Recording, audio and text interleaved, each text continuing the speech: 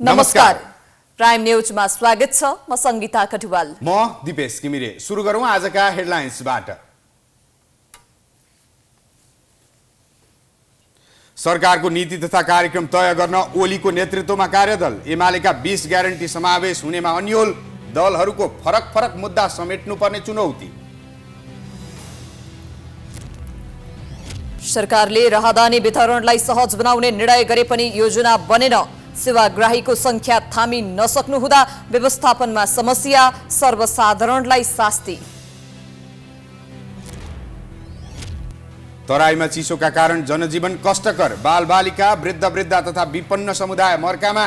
दाउरा न्यानो कपडाको अभाव। तिनै तहकै सरकारको बेवास्ता। रुसले युक्रेनका ठूला शहरमा क्षेप्यास्त्र हमला गरेपछि जनजीवन प्रभावित। रुसले प्रहार गरेको 5वटा क्षेप्यास्त्रहरूलाई भने युक्रेनी हवाई सुरक्षाद्वारा विफल। र शहीद स्मारक ए डिभिजन लिग फागुन 19 गतेदेखि सुरु गर्ने एन्फाको तयारी। ढिलाइ भएको भन्दै खेलाडीहरूको असन्तुष्टि।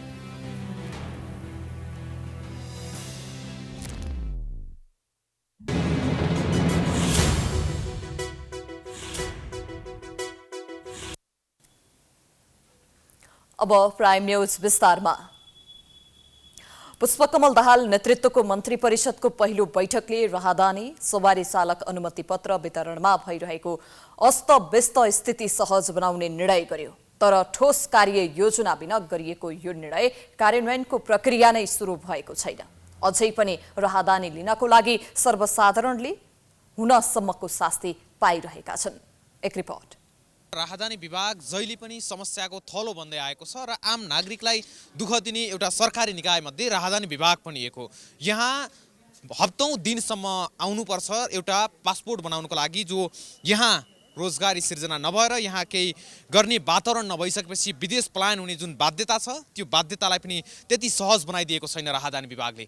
आजभन्दा 15 दिन अगाडि पनि यहाँ आउँदा जुन भिड थियो अहिले पनि त्यही भिड नै छ। बिहान 4 बजेदेखि होस् अथवा साँझ 5 बजेसम्म जति बेला आउँदा पनि यहाँ आम सर्वसाधारणहरू यत्तिकै भिडभाड बसेर आफ्नो पासपोर्ट बनाउनको लागि लाइन बस्नुपर्ने बाध्यता छ। वर्षौंदेखि मेसिन रिडेबल पासपोर्ट अर्थात् एमआरपी बनाउँदा दिनभर लाइन बस्नुपर्ने समस्या विद्युतीय राहदानी लागू गरेपछि पनि समाधान हुन सकेन। अनलाइनबाट राहदानीका लागि फारम भरे पनि राहदानी पाउन हप्तौं कुर्नुपर्ने बाध्यतामा सर्वसाधारण छन्। राहदानी विभागमा भिडका कारण पालो नपाइने डरले बिहान 2 बजेदेखि नै विभाग परिसरमा सर्वसाधारणको बाक्लो भिड हुने गरेको छ। यो भिड बेलुका कार्यालय बन्द हुने समयसम्म पनि जस्ताको तस्तै हुन्छ।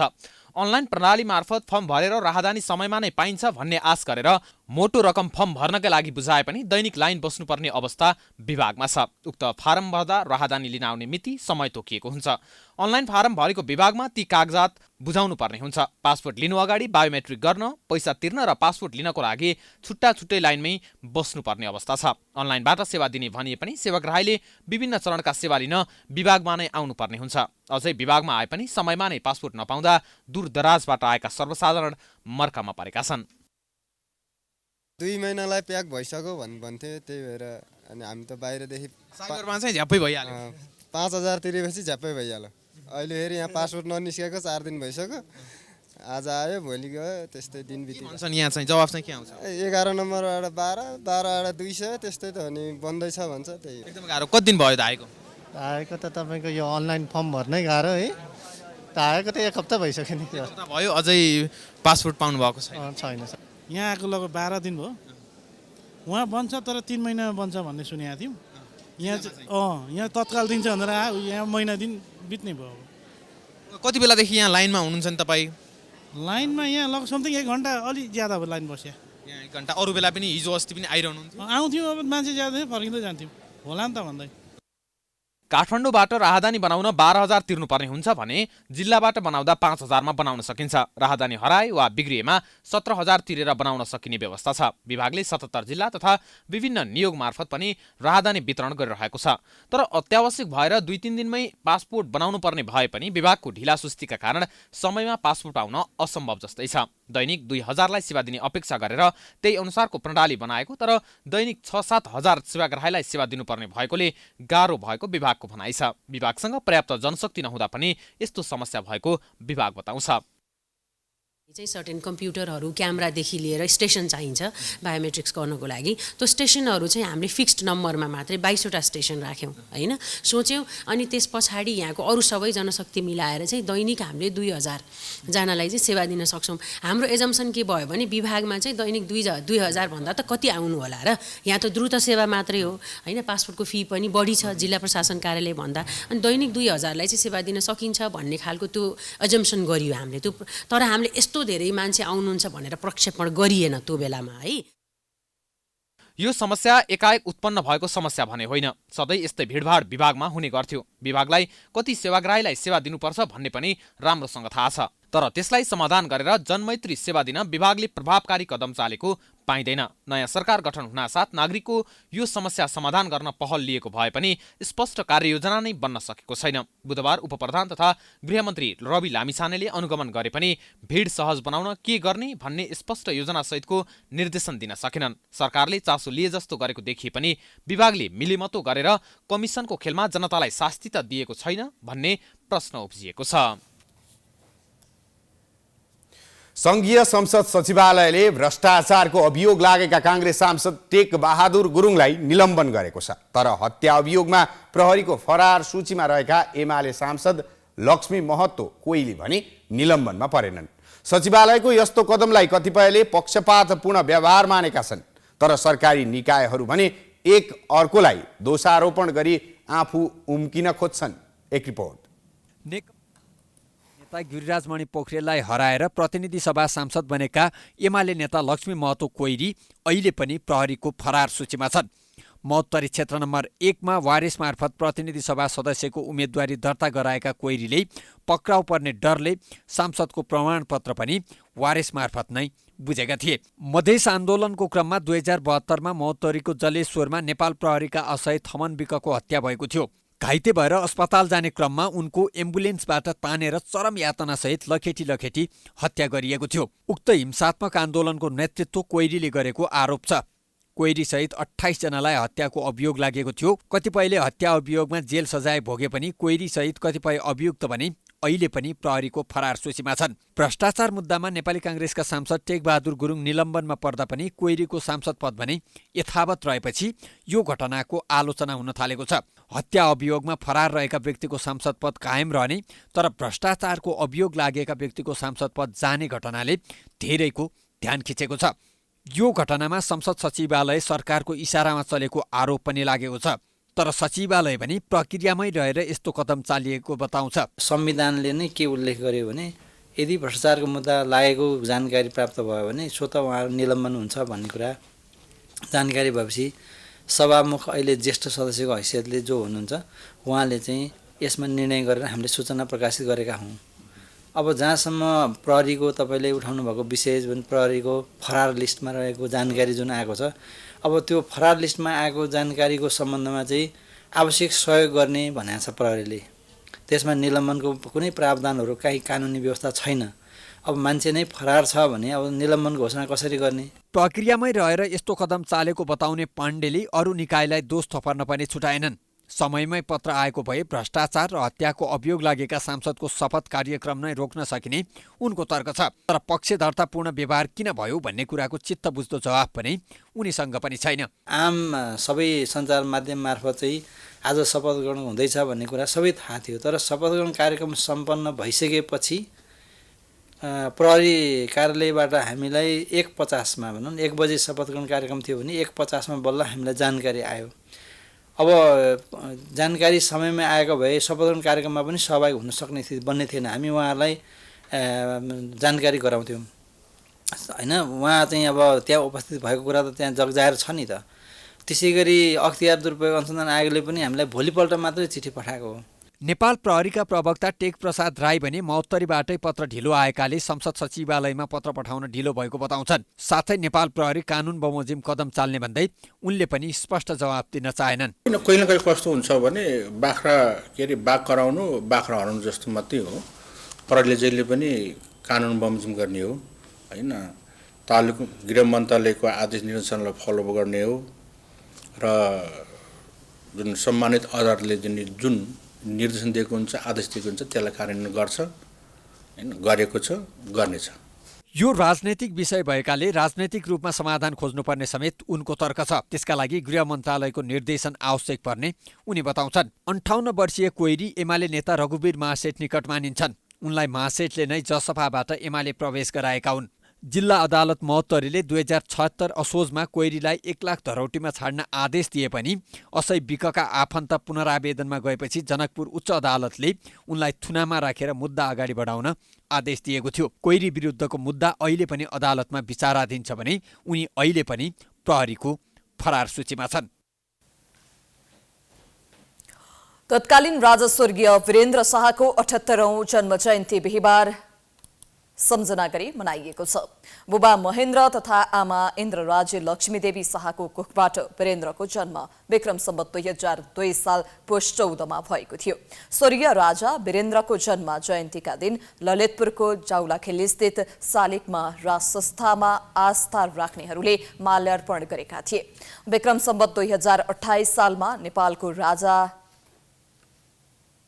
भएका वीरेन्द्रले 2046 सालको जनआन्दोलनपछि प्रजातन्त्रको पुनर्बहाली गर्ने निर्णय गरेका थिए। त्यसपछि देशमा बहुदलीय व्यवस्था आएको थियो। नेपाललाई शान्ति क्षेत्र बनाउने प्रस्ताव विश्व सामु राखेर शान्तिवादी राजाको छवि बनाएका वीरेन्द्रलाई जनप्रेमी राजाका रूपमा पनि चिनिन्छ।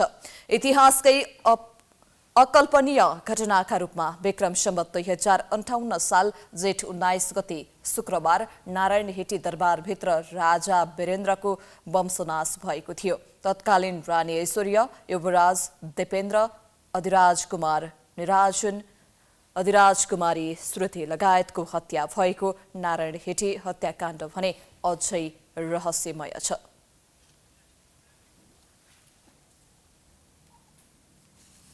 प्राइम न्यूज जारी छ। हामी ब्रेकपछि आउँछौँ।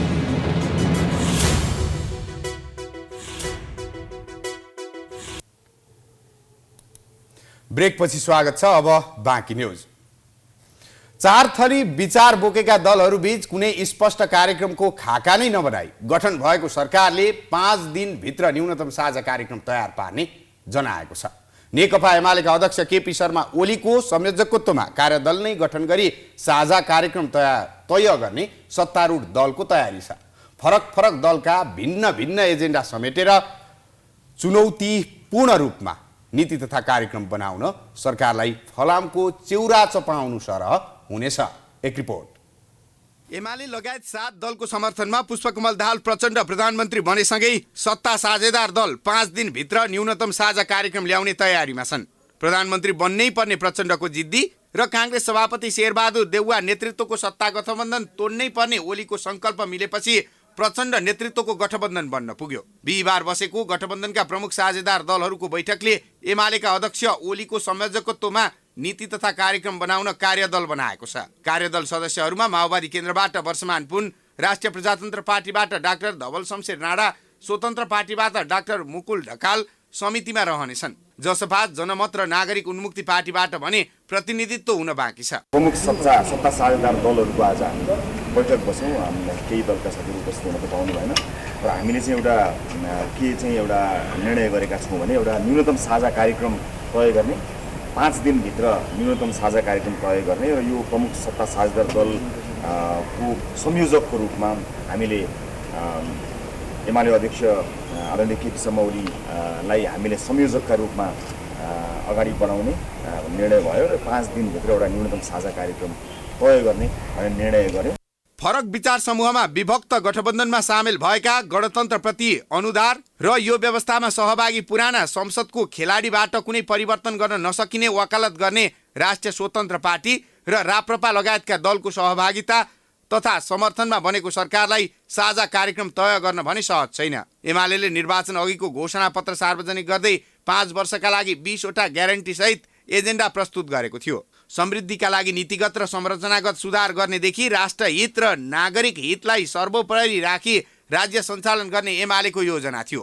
कोही भोकै पर्दैन, भोकले कोही मर्दैन को नीति कार्यान्वयन गर्ने एमालेको स्वदेशी उत्पादन र स्वदेशी उपभोगका लागि मेक इन नेपाल अभियान सञ्चालन, आवासविहीनलाई सुरक्षित आवास र मर्यादित जीवन उपलब्ध, निरोगी नेपाल, सबल नागरिकको नीति अघि बढाउने, स्वच्छ पानी, सफा वातावरणको सुनिश्चितता गर्ने ग्यारेन्टी प्रस्तुत गरेको थियो। यस्ता ग्यारेन्टी नीति तथा कार्यक्रममा उल्लेख हुन्छन् कि हुन्नन् प्रश्न छैन। नेकपा माओवादी केन्द्रले पनि घोषणा पत्रमा सुशासन आफ्नै नेताहरूबाट सुरु गर्ने गरी आफ्नै पार्टी पदाधिकारीको सम्पत्ति विवरण सार्वजनिक गर्ने प्रतिबद्धता प्रस्तुत गरेको थियो। त्यस्तै पार्टी पदाधिकारी निर्वाचित भएको 6 महिनाभित्र सम्पत्ति विवरण सार्वजनिक गर्ने र आर्थिक वर्षको 3 महिनाभित्र वर्षेनी अद्यावधिक गर्ने गरी माओवादी केन्द्रको प्रतिबद्धता थियो। माओवादी केन्द्रबाट जनप्रतिनिधि, मन्त्री र लाभको पदमा बसेकाहरूले 1 महिनाभित्र सम्पत्ति विवरण सार्वजनिक गर्ने, विगतमा मन्त्री र प्रधानमन्त्री भएकाहरूले पनि सम्पत्ति छानबिन गर्ने बताएको थियो। साथै 2047 साल यताका सबै प्रधानमन्त्री र मन्त्रीको सम्पत्ति छानबिन गर्न उच्च स्तरीय छानबिन आयोग गठन गर्ने पनि माओवादी केन्द्रको प्रतिबद्धता छ। संसदको चौथो ठूलो दल राष्ट्रिय स्वतन्त्र पार्टीले जनजीविकाको सवाल र एक कानुनी र न्यायिक राज्यसहित आफ्नो भागका मन्त्रालयमा काम गर्दा सरकारको हस्तक्षेप नहुने प्रतिबद्धता र सहमतिसहित सरकारमा मिसिएको छ।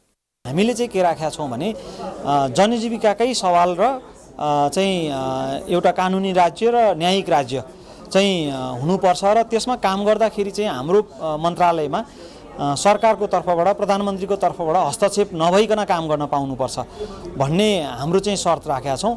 प्रचण्ड नेतृत्वको सरकारलाई समर्थन गरेको राष्ट्रिय प्रजातन्त्र पार्टीले पनि सरकारमा सहभागिताका लागि मुख्य 5वटा एजेन्डा अघि सारेको छ। राष्ट्रियता, स्वाधीनता, विकास, सुशासन र सेवा प्रवाह सम्बन्धी विषयहरूमा पार्टीका एजेन्डा सरकारका न्यूनतम साझा कार्यक्रम राख्न शर्त राखेको राप्रपाले जनाएको छ। हिन्दू राष्ट्र चाहिँ राज संस्थाको उपस्थितिको अनिवार्यताका कुराहरू, संघीयताको खारेजीको कुराहरू, प्रदेशको खारेजीको कुराहरू र त्यसदेखि बाहेक जुन व्याप्त भ्रष्टाचार छ त्यसलाई कसरी चाहिँ कम गर्न सकिन्छ त्यसका कुराहरू र जनजीविकाका सवालका प्रश्नहरू जुन हामीले प्रत्यक्ष रूपमा उठाएका छौँ र अरू सबैले गर्नुहुने राष्ट्रलाई राष्ट्र बनाउने, नेपाल बनाउने श्री 5 बडा महाराज पृथ्वीनारायण शाह जसलाई चाहिँ हामीले आदर्श पुरुषको रूपमा लिँदै अगाडि बढिरहेको अवस्थामा एकता दिवस पनि सरकारले मनाउनु पर्छ भन्ने हाम्रो मान्यता रहेको कारण त्यो पनि एउटा हाम्रो कुराहरू चाहिँ रहिरहेको अवस्थाहरू छन्। सरकारलाई समर्थन गरेको नागरिक उन्मुक्ति पार्टीले जेल जीवन बिताइरहेका राजनैतिक बन्दीहरूलाई रिहाई गर्नुपर्ने बटम लाइन बनाएको छ। गठबन्धनका अन्य दलहरूले पनि आफ्नो शर्त राख्दै आएका छन्। यसरी गठबन्धनमा रहेका फरक विचार र फरक समूहका दलका शर्तहरूसहित साझा न्यूनतम कार्यक्रम सार्वजनिक गर्न सत्ता गठबन्धनलाई टाउको दुखाइको विषय बन्ने देखिन्छ। नवनियुक्त प्रधान न्यायाधिवक्ता डाक्टर दिनमणि पोखरेलले सरकारी वकिलहरू सम्बन्धी छुट्टै ऐन ल्याउन आफू तत्पर रहेको बताएका छन्। बिहिबार रामशाह पथ स्थित कार्यालयमा पदभार सम्हाल्दै महान्यायाधिवक्ता पोखरेलले संविधानको म्यान्डेटभित्र रहेको सरकारी वकिल सम्बन्धी छुट्टै कानुन निर्माणका लागि आफू तत्पर रहेको बताएका हुन्। सरकारी वकिल सम्बन्धी छुट्टै सेवा सुविधा सम्बन्धी ऐन आए कार्य सम्पादन पनि प्रभावकारी हुने उनको भनाइ छ। पोखरेलले पेसालाई थप व्यावसायिक बनाउनका लागि महान्यायाधिवक्ता कार्यालयले आवश्यक कार्यक्रम तर्जुमा गर्ने बताएका छन्। पुराना कार्यक्रमलाई निरन्तरता दिँदै नयाँ कार्यक्रमहरूलाई पनि प्राथमिकताका साथ अघि सार्ने पोखरेलको भनाइ छ।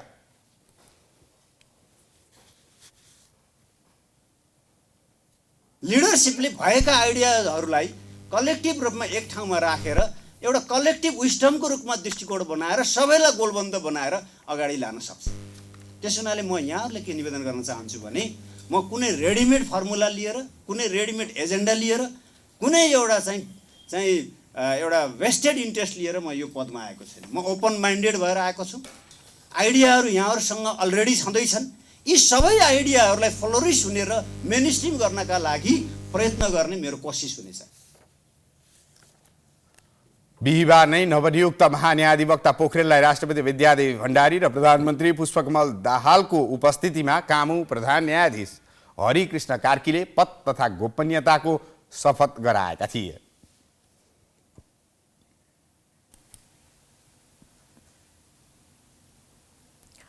जिल्ला अदालत नवलपुरबाट नाबालिग बलात्कारको मुद्दामा सफाई पाइसकेका पल शाहको सोही मुद्दा जिल्ला अदालत तनहुमा विचाराधीन छ। तर जिल्ला अदालत तनहुले भने उनीमाथि लागेको नाबालिग बलात्कारको मुद्दाको पेशी पटक पटक सारेको छ, जसका कारण मुद्दा मामिलामा अदालत नै ढिला सुस्ती गरेको भन्दै आलोचना बढिरहेको छ। एक रिपोर्ट। नायक फलशाह विरुद्ध गत वर्षको चैत्रमा जिल्ला अदालत नवलपुर र तनहुमा नाबालिग बलात्कारको आरोपसहित मुद्दा दर्ता भएको थियो। अनुसन्धान र बहस पश्चात नवलपुर अदालतले भदौ 21 गते शाहलाई नाबालिकालाई बलात्कार गरेको आरोपमा सफाई दिँदै बाल यौन दुर्व्यवहारको अभियोगमा 2.5 वर्षको कैद सजाय सुनायो। तर तनहुँ अदालतमा भने नाबालिग बलात्कारको मुद्दा अझै विचाराधीन छ। बलात्कारको अभियोगमा नायक पल शाह अनुसन्धानका लागि तनहुँ कारागारमा छन्। तर तनहुँ अदालतले भने शाहको पेशी पटक पटक सारेको छ। यसरी पेशी सारिरहँदा समय लम्बिँदै गएको छ। तर अदालतले भने सो कुरा स्वीकार्न तयार छैन। होइन, सारेको सारै होइन, उहाँहरूले नै एकपल्ट स्थगित बसेहरूले नै गर्नुभयो हो। अनि त्यहाँभन्दा अगाडि चुनाव थियो, चुनावमा श्रीमानहरू पनि हुनु भएन, गोला सिस्टम छ, त्यो अदालतले मात्रै सारेको चाहिँ होइन। हजुर, कसले भनिदियो त्यो अफवाह हो। तनहुँ जिल्ला अदालतले गत भदौ 15 गतेका लागि पहिलो पटक पेशी तोकेको थियो। सो दिनको पेशी स्थगित भएपछि पुनः भदौ 21 गतेका लागि पेशी तोकिएको थियो। सो दिनको पेशी पनि स्थगित भएको थियो। त्यसपछि असोज 2 गतेका लागि पेशी थियो, त्यो पनि सर्यो। त्यसपछि चुनावी माहौल सुरु भएको भन्दै मङ्सिर 27 गतेका लागि पेशी तोकिएको थियो। त्यस दिन पनि केही भएन र पुस 11 गतेका लागि अर्को पेशी तोकियो। तर पुस 11 गते पनि सुनवाई भएन। अर्को पेशी कहिले तोकिन्छ भन्ने कुनै निश्चित छैन। यसरी अदालतले पटक पटक पेशी तोक्ने तर सुनवाई नगर्ने गर्दा न्याय प्रक्रियामा ढिलाइ देखिएको छ।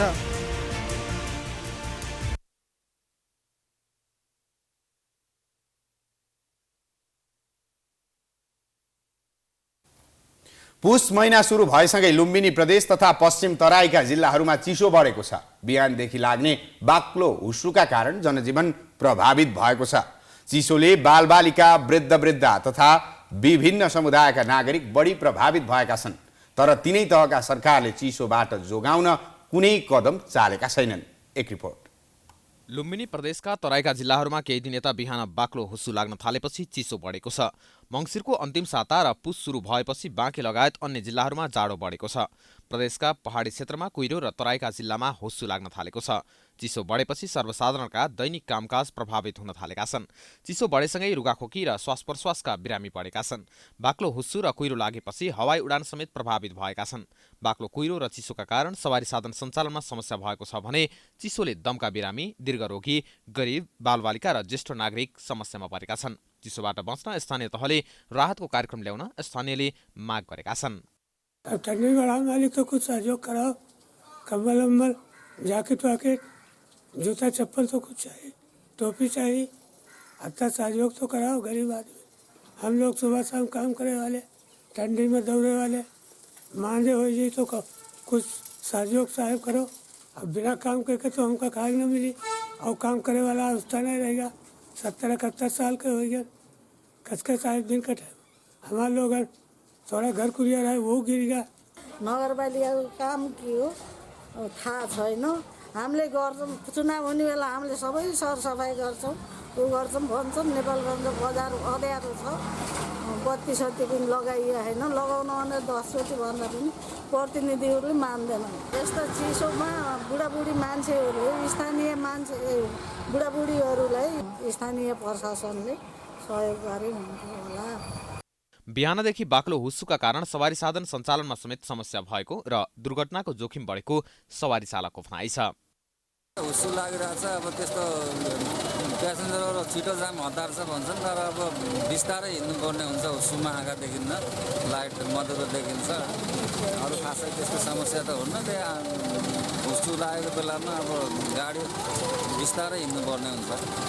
चिसो बढेसँगै अस्पतालमा रुगाखोकी, निमोनिया तथा श्वास प्रश्वासका बिरामीको चाप बढेको चिकित्सकले बताएका छन्। चिसोबाट बच्नको लागि अति आवश्यक काम बाहेक बाहिर ननिस्किन र तातो झोल पदार्थ, पोसिलो खाना र न्यानो कपडा लगाउन चिकित्सकले सुझाव दिएका छन्। नेपालगञ्जमा शीतलहरी जस्तै छ 3 दिनदेखि। यो कन्डिसनमा विशेष रूपमा बाल बालिका, वृद्ध निमोनिया र दमका बिमारीहरू प्रशस्त मात्रामा भोलि अस्पतालमा आइरहेका छन् र यसबाट बच्नको लागि विशेष कुनै आवश्यकै परे मात्रै घरबाट बाहिर निस्किन परे पनि सबै चिज ढाकेर न्यानो रूपमा निस्किने र घरमा पनि पेय पदार्थहरू भनेको चाहिँ तातो, मनतातो पेय पदार्थहरूको युज गर्ने। यता स्थानीय तहले चिसो बढेकोले छलफल गरी नागरिकलाई राहतका कार्यक्रम ल्याउने जनाएको छ। टोल, चोक तथा चौराहामा दाउरा जलाउने कामको लागि जिल्ला वन कार्यालयसँग समन्वय भएको स्थानीय जनप्रतिनिधिले बताएका छन्। दाउरा टोल र चौराहामा चाहिँ दाउरा जलाउने काम अलावा बाल्ने हामी डेपोसँग कुरा गरिसकेका छौँ र अब 1-2 दिनभित्रै हाम्रो दाउरा आइपुग्छ। र अर्को रह्यो कुरा वृद्ध आमा बुवासँग चाहिँ हाम्रो कार्यक्रम छ। त्यो कार्यक्रम तहत उहाँहरूको लागि पनि हामी चाहिँ सल्लाह गरेर छिटोभन्दा छिटो हामी चाहिँ उहाँहरूको लागि चाहिँ के हुनसक्छ, हामीबाट के सहयोग हुन्छ, हामी सहयोगतिर जान्छौँ। नेपालगञ्ज महानगरपालिका त्यो कारणमा चाहिँ आमा बुवासँगको कार्यक्रम पनि ल्याएको छ। त्यही कार्यक्रम अन्तर्गत चाहिँ हामी वृद्ध र चाहिँ गरिब, खास गरेर चाहिँ नपुग र चाहिँ उहाँका नैनो कपडाहरू हुन्छ कि चाहिँ कम्बलहरू हुन्छ, ब्ल्याङ्केटहरू हुन्छ, के हुन्छ त्यतातिर हामी जान्छौँ। 81 जाडो बढेपछि बालबालिका, वृद्ध, विपन्न समुदाय र निम्न वर्गका मान्छेहरू समस्यामा परेका छन्। काम गरेर 2 छाक टार्ने मजदुर किसान वर्गलाई जाडोले गर्दा समस्या भएको छ। हुस्सुका कारण केही दिन यता घाम लाग्न सकेको छैन। घाम नलाग्दा तापक्रम अझै घट्दै गएको छ। प्राइम टेलिभिजनका लागि बाँकीबाट रविन्द्र घिमिरेको रिपोर्ट। चितवन राष्ट्रिय निकुञ्ज र मध्यवर्ती क्षेत्रमा रहेका जनावरहरू जोखिममा पर्दै गएका छन्। चालु आर्थिक वर्षमा मात्र 58वटा जनावरको मृत्यु भएको छ। प्राकृतिक कारण, दुर्घटनाका कारण, चोरी, सिकारी लगायत विभिन्न कारणबाट निकुञ्जमा रहेका दुर्लभ वन्यजन्तु सहित 12 प्रजातिका जनावरको मृत्यु भएको निकुञ्जले जनाएको छ। एक रिपोर्ट। निकुञ्ज र मध्यवर्ती क्षेत्रमा 2079 असारदेखि मङ्सिर मसान्तसम्ममा मरेका जनावरमध्ये चितल प्रजातिका जनावर सबैभन्दा बढी रहेका छन्।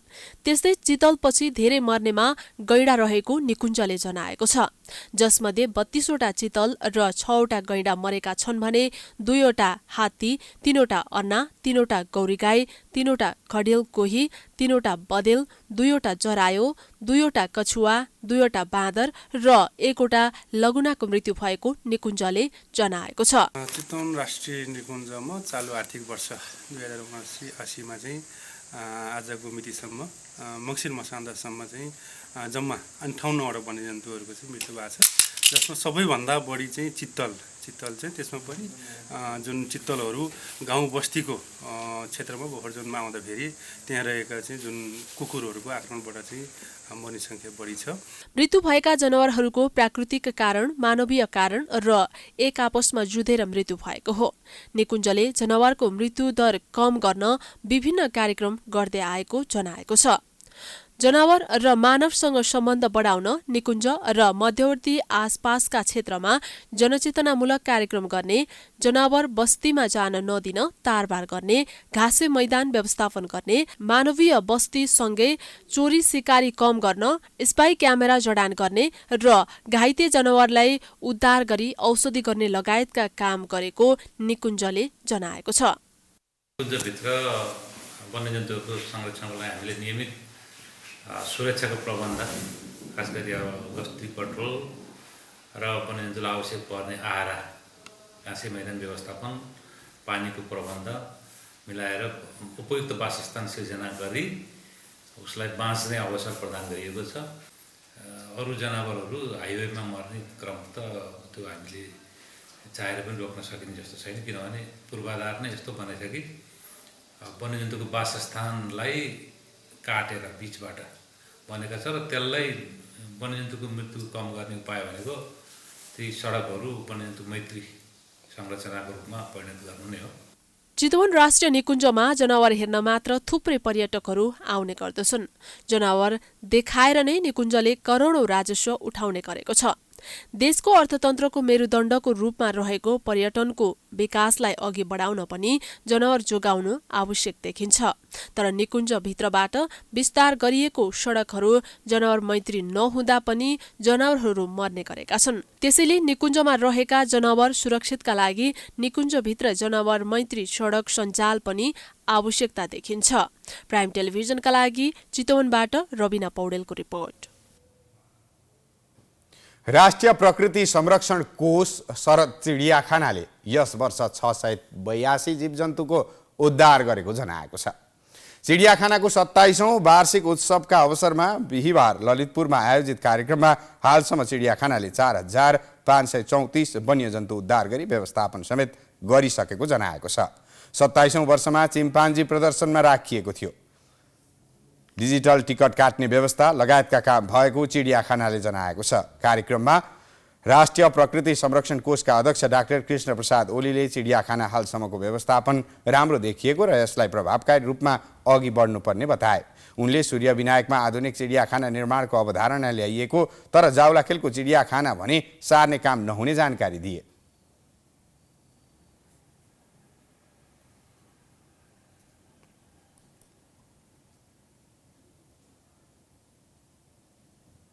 सूर्य विनायकमा एउटा चाहिँ स्थापना नै गरिसकेको लोकार्पण गरिसकेको एउटा ठाउँ छ। त्यसलाई भन्छ सूर्य विनायक जू गर्ने भनेर चाहिँ करिब करिब 250 हेक्टर कति जमिन छ। त्यो जमिनको चाहिँ गर्ने, त्यसमा चाहिँ चिडियाखाना तर आधुनिक स्टाइलको चिडियाखाना जहाँ कि त्यो अलिकति फराकिलो पनि होस् र त्यहाँ अरू व्यवस्थापन पनि होस् भन्ने हिसाबले त्यो गरिएको थियो र पहिला चाहिँ जो राष्ट्रिय प्रकृति संरक्षण कोषलाई नै त्यो व्यवस्थापन गर्ने दिने भन्ने कुरो भएको थियो। तर बीचमा के कस्तो भयो त्यसले गर्दाखेरि त्यसले चाहिँ मूर्त रूप लिन सकिरहेको छैन। अहिले चाहिँ डिपिआर बनाउने अरे भनेर चाहिँ त्यो कुरो सुनिराखेको छ। कार्यक्रममा बोल्दै ललितपुर महानगरपालिकाका मेयर चिरीबाबु महर्जनले चिडियाखानाको थप व्यवस्थित रूपमा विकास गर्नुपर्ने आवश्यकता रहेको बताए। विक्रम सम्वत 2052 साल पुष 14 गते तत्कालीन राजा वीरेन्द्र शाहको जन्मोत्सवका अवसरमा देशको एकमात्र चिडियाखानाको व्यवस्थापनको जिम्मा सरकारले राष्ट्रिय प्रकृति संरक्षण कोषलाई दिएको थियो। 6 हेक्टर क्षेत्रफलमा फैलिएको सदर चिडियाखाना हाल 144 प्रजातिका विभिन्न जीव जन्तुको प्रदर्शनी गरिरहेको छ।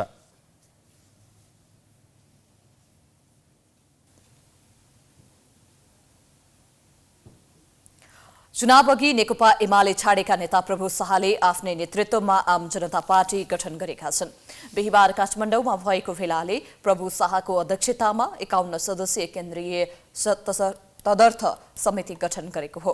बैठकले प्रदेशका अध्यक्ष र इन्चार्ज पनि तोकेको छ, जस अनुसार प्रदेश 1 अध्यक्षमा हरिप्रसाद पोखरेल र इन्चार्जमा रामप्रेत पासवान, मधेसको अध्यक्षमा श्रेचन मुखिया र इन्चार्जमा उपेन्द्र शाह, बागमतीको अध्यक्षमा नामगेल मोक्तान र इन्चार्जमा बद्री नेउपाने रहेका छन्। त्यस्तै गण्डकीको अध्यक्षमा राजन यादव, मनोज र इन्चार्जमा बद्री नेउपाने, लुम्बिनीको अध्यक्षमा परमानन्द वर्मा र इन्चार्जमा रीतादेवी यादव, कर्णालीको अध्यक्षमा सियाराम कुशवाहा र इन्चार्जमा उपेन्द्र शाह र सुदूरपश्चिमको अध्यक्षमा केशव राय चौधरी र इन्चार्जमा कोन्दन कुशवाहा रहेका छन्।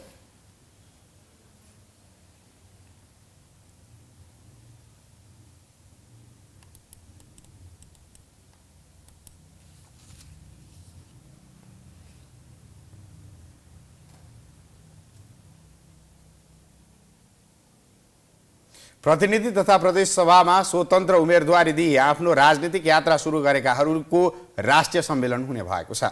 स्वतन्त्र उम्मेदवार तथा वैकल्पिक राजनीतिक फोरमले बिहिबार काठमाडौँमा पत्रकार सम्मेलन गर्दै फागुन 5 गतेदेखि 7 गतेसम्म राष्ट्रिय सम्मेलन आयोजना गर्ने निर्णय गरेको जनाएको हो। स्वतन्त्र उम्मेदवार तथा वैकल्पिक राजनीतिक शक्तिहरू एक ठाउँमा आउनुपर्ने भएकाले सम्मेलनको आयोजना गरिएको फोरमले जनाएको छ।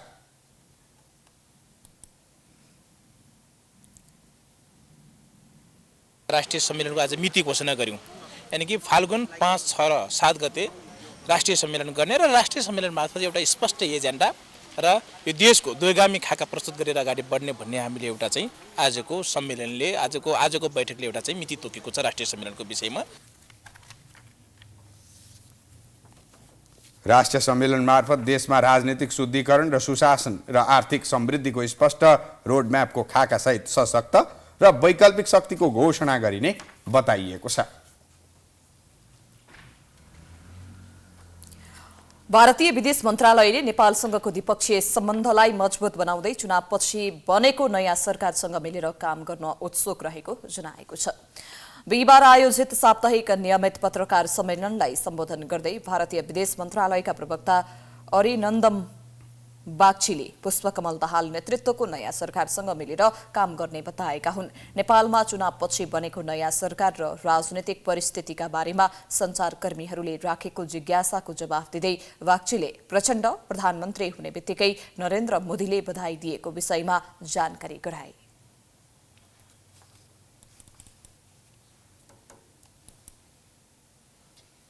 प्राइम न्यूज अझै जारी छ, हामी ब्रेकपछि आउँछौं।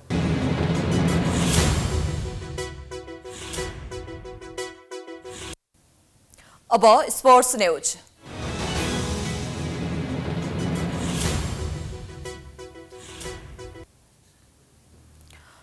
खेलाडीहरूको असन्तुष्टि चुलिएकै बेला आज इन्फाले ए डिभिजन लेगको मिति तोकेको छ।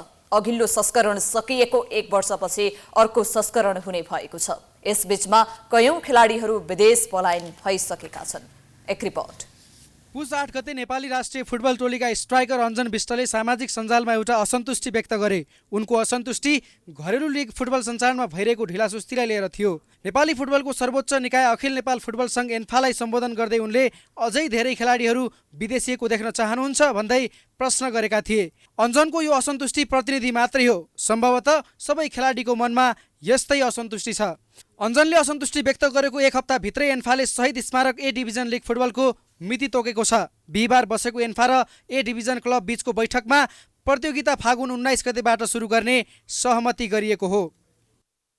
अब धेरै बैठकहरूको बावजुद चाहिँ नि आज चाहिँ नि एन्फा कम्प्लेक्समा चाहिँ नि क्लब र एन्फाका पदाधिकारीहरू बिच चाहिँ नि यो शहीद स्मारक ए डिभिजन लिग 2079 सालको चाहिँ नि यो आगामी फागुनको चाहिँ नि 19 गतेबाट चाहिँ नि सुरु हुने निर्णय गरेको चाहिँ नि एउटा फुटबलको चाहिँ फेरि पर्व सुरु भयो जस्तो चाहिँ नि हामीले अनुभव गर्यौँ। यसअघि एन्फाले शीर्ष डिभिजनको लिग पुस 26 गतेबाट गर्ने निर्णय गरेको थियो, तर तयारी खर्च नपाएको भन्दै क्लबहरूले तोकिएको मितिमा लिग खेल्न अस्वीकार गर्दै आएको थियो। विभिन्न बहानामा ए डिभिजन लिग अन्यलमा परेपछि खेलाडीहरू मर्कामा परेका थिए। खेलाडीको प्रमुख आयस्रोत मानिएको लिग हुन नसक्दा पछिल्ला केही महिनामा करिब 2 दर्जन राष्ट्रिय फुटबलर विदेशिएका छन्। राष्ट्रिय फुटबल टिमका मिडफिल्डर सन्तोष तामाङ अस्ट्रेलिया पलायन भए। उनी त्रिभुवन आर्मी क्लबमा समेत महत्त्वपूर्ण खेलाडी थिए। राष्ट्रिय फुटबल टिमबाट खेलेका विमल राणा, हेमन्त थापा मगर, आशिष लामा, सुमन लामा, दर्शन गुरुङ र नवीन गुरुङ र ए डिभिजन लिग खेलेका गोलकिपर विष्णु चौधरी खेल छाडेर विदेश पलायन भएका छन्। 6 महिना लिग खेलेर 1 वर्ष त उनीहरू धाउन सक्दैन। त्यसकारण चाहिँ नि हामीले भन्न पनि नेपाल सरकारले अनि खेलकुद परिषदले विशेष प्याकेज ल्याउनुपर्छ क्या, किनभने खेलाडीहरू 1 वर्ष बाँचोस्। हामी क्लबले तपाईँले भनौँ न क्लबले हामीले चाहिँ एन्फाबाट पाउने त यो लिगमा चाहिँ डबल लाउन लिगमा 32 लाख पाउने हो, तर हाम्रो 2.5 करोड खर्च हुन्छ। त्यो खर्च भनेको नेपालको फुटबललाई लगानी हो। त्यो खेलाडीलाई रोक्ने, खेलाडीलाई त्यो गर्ने भनेको त नेपाल सरकारले गर्नु पर्यो अनि खेलकुद परिषदले गर्नु पर्यो। ए डिभिजन लिगका निर्देशक सन्दीप मिश्रले खेलाडीको समस्या र गुनासोलाई बिस्तारै सम्बोधन गर्दै जाने आश्वासन दिएका छन्। आगामी दिनमा लिगहरूलाई समयमै सञ्चालन गर्नुपर्ने उनको तर्क छ। विदेश पलायन भइरहेका खेलाडीहरूलाई रोक्नका लागि वर्षभर व्यस्त रहने खेल तालिका र योजनाको आवश्यकता देखिन्छ। नेपाली खेलकुदमा विश्वभरका भौतिक पूर्वाधारको अभाव छ। धेरैभन्दा धेरै प्रतियोगिताहरू हुने, क्लबहरूसँग आबद्ध हुने होइन, क्लबहरूसँग आबद्ध खेलाडीहरू धेरै हुने, धेरै खेलाडी क्लबसँग चाहिँ आबद्ध हुने र राम्रो मौकाहरू यही नियमित रूपमा प्रतियोगिताहरू भइराखे र यहाँको प्रतियोगिताबाट आफ्नो प्रतिभा प्रस्तुत गरेर विदेशी लिगहरूमा पनि आबद्ध हुन सक्ने वातावरण भयो भने भोलिको दिनमा चाहिँ विदेश जाने यो जुन ट्रेन्ड छ त्यो चाहिँ रोकिन्छ। विदेश पलायन भइरहेका खेलाडीहरूलाई रोक्नका लागि वर्षभर व्यस्त रहने खेल तालिका र योजनाको आवश्यकता देखिन्छ। नेपाली खेलकुदमा विश्वभरका भौतिक पूर्वाधारको समेत अभाव छ। सँगै खेलाडीका लागि पर्याप्त सुविधा पनि छैन, जसका कारण भविष्यको प्रत्याभूत नहुँदा धेरै र राम्रा खेलाडीहरू विदेशिन बाध्य छन्।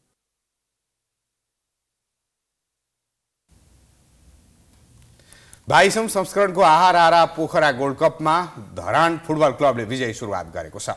पोखरा रङ्गशालामा भएको उद्घाटन खेलमा आयोजक सहारा क्लबलाई 1-0 गोल अन्तरले हराउँदै धरानले क्वार्टर फाइनलको यात्रा तय गरेको हो। धरानको जितमा प्रकाश बुढाथोकीले निर्णायक गोल गरेका थिए। उनले खेलको 5औं मिनेटमा फ्री किक मार्फत गोल गरेका थिए। आहा तथा रारा तयारी चाउचाउको मुख्य प्रायोजनमा जारी प्रतियोगितामा 10 टिमको सहभागिता छ। यसपटक साबिक विजेता APF club, Tribhuvan army club, Dharan football club, Manang Marshyangdi club, Machhindra football club, church boys united football club, Bhutanese youth sports club, USA Nepal police club, Sankata club र सहारा क्लब पोखराको सहभागिता छ। यसपटक पुरस्कार राशिमा वृद्धि गरिएको आयोजकले जनाएको छ। प्रतियोगिताको विजेताले 12 लाख र उपविजेताले 6 लाख पाउनेछन्। त्यस्तै विधागत तर्फ उत्कृष्ट 5ले जनै 25,000, सर्वाधिक गोलकर्ताले 25,000 र म्यान अफ द म्याचले 8,000 पाउनेछन्।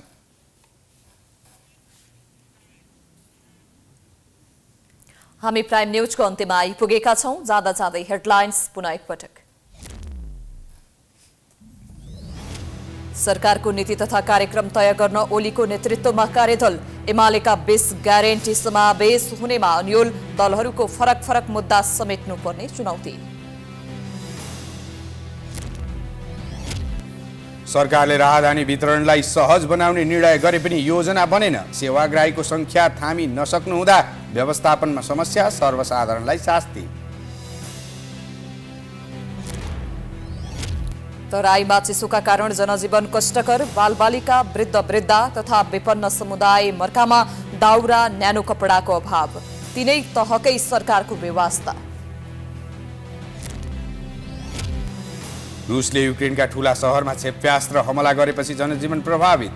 रुसले प्रहार गरेका 5वटा क्षेप्यास्त्रलाई भने युक्रेनी हवाई सुरक्षाद्वारा विफल। र शहीद स्मारक डिभिजन लेग फागुन 19 गतेदेखि सुरु गर्ने एन्फाको तयारी ढिलाइ भएको भन्दै खेलाडीहरूको असन्तुष्टि।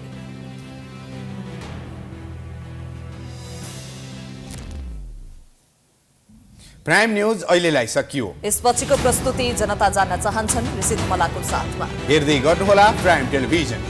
नमस्कार।